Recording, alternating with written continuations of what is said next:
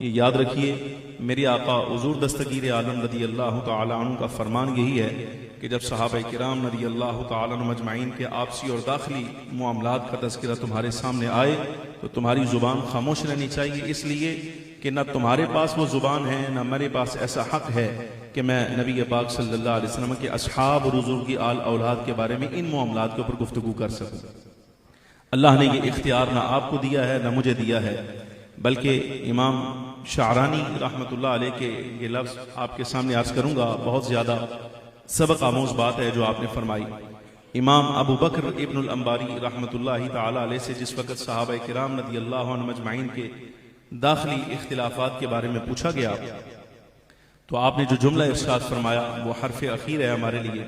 آپ فرماتے ہیں کہ دیکھو اختلاف تھا نبی پاک صلی اللہ علیہ وسلم کے اصحاب کا، حضور کی آل بیت کا،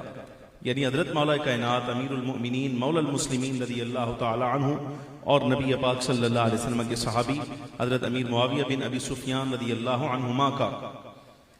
اب آپ فرماتے ہیں دیکھو صحابی بھی سرکار کے ہیں اور آل اولاد بھی حضور کی ہے، جب صحابی بھی حضور کا ہے آل بھی حضور کی ہے تو فیصلہ حضور کو کرنے دو، تم کیوں کرتے ہو فیصلہ اس بارے میں؟ نہ آپ کے پاس حق ہے نہ میرے پاس حق ہے،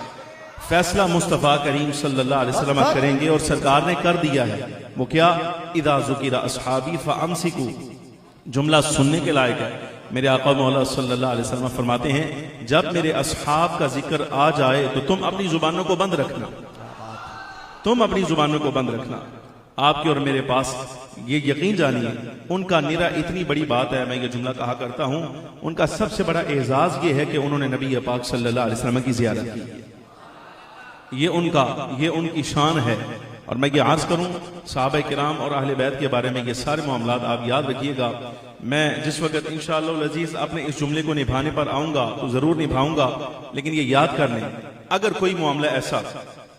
جو آپ کو لگتا ہے صحابہ اور اہل بیت کی شان نہیں لیکن ان سے ہو جائے تمہیں لگتا ہے تو یہ یاد رکھنا تم ان کے بارے میں جو چاہے مرضی کہتے رہو، یہ آپ کو نہیں کہہ رہا اوروں کو کہہ رہا ہوں جو ایسے معاملات پر کلام کرتے ہیں۔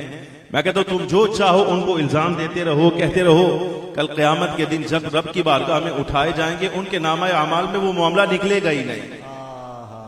رب العالمین جل وعلا ایسا معاملہ ان کے اعمال نامے میں درج نہیں فرماتا، قیامت کے دن اللہ تبارک و تعالی جل وعلا انہیں اس سے پاک